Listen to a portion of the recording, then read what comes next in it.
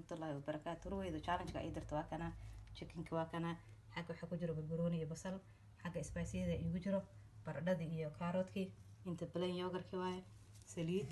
saxan nadiif ah hadda ku ridan doona fridge ku gelinayo iyo alumiyaanki haddana waxaan isku dardarsanayaa spice-yada isku qasaya si fiican isku dhex gelinayaa xogaa saliidan ku daraya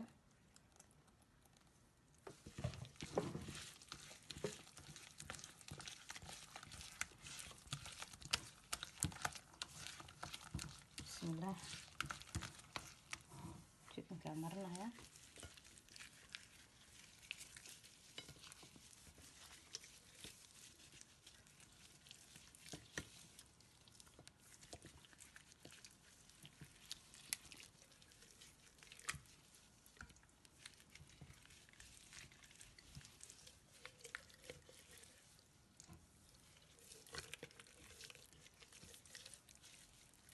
inshallah marka dhameeyo waxa dhan isku dardaro isku soo noqonayna okay haddana spice-ga waxaan marinayaa baradhadii waxaan ku gurayaa chickenka caloosheeda waxa dhan hal mar inaan wada mariyaa rabaa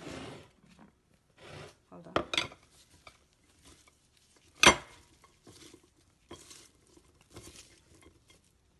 okay hadda chickenka caloosha gelinayaa waxa dhan ku gurayaa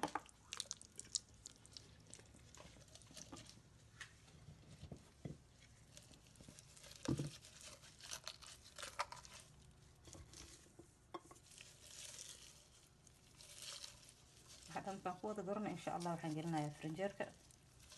hadhow marka fridge-ka soo baxsho oo oven-ka aan gelinayo isku soo laabanayna insha Allah waa kan asxaabi saxan nadiif aan ku soo riday saxanka wasaqadan ka soo saarna waa kaasa hadda alumigan aan ku duuduubaya insha Allah fridge-ka aan la gelinayaa muddo waxay ku jiraysaa 2 saac iyo bar ah hadii Ilaahay idmo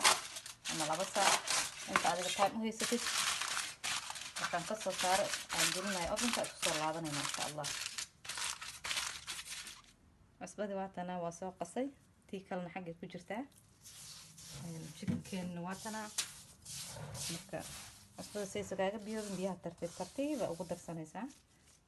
insha Allah haddana chickenkeena ku ridanayna alumiina ka xijina waaye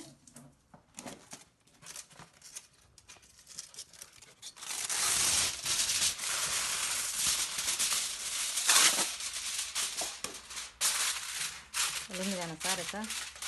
si chickenka isa kaaga gaarnin marka la xataa si xiga gaarto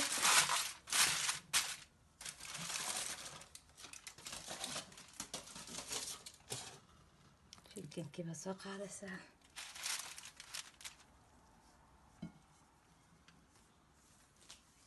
marka alumiga 2 xabo ahaa xabadii kale aan ku soo laabay haddana korka mid kale ka saaraya chickenka dhan waa inuu ku qarsoonaado cusub si kaaga gaarnin la cusub ku dul hadaysaa to make sure mid kale aan dusha ka sii saaraya asan alumiyaad karahan ka badiyo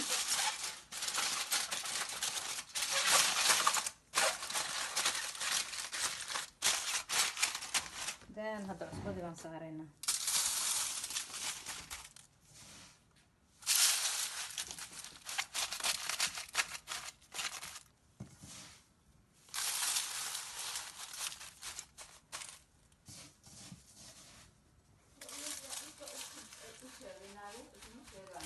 asbadana ka buuxinaya ovenka aan daaraya 350 dhakasiinaysa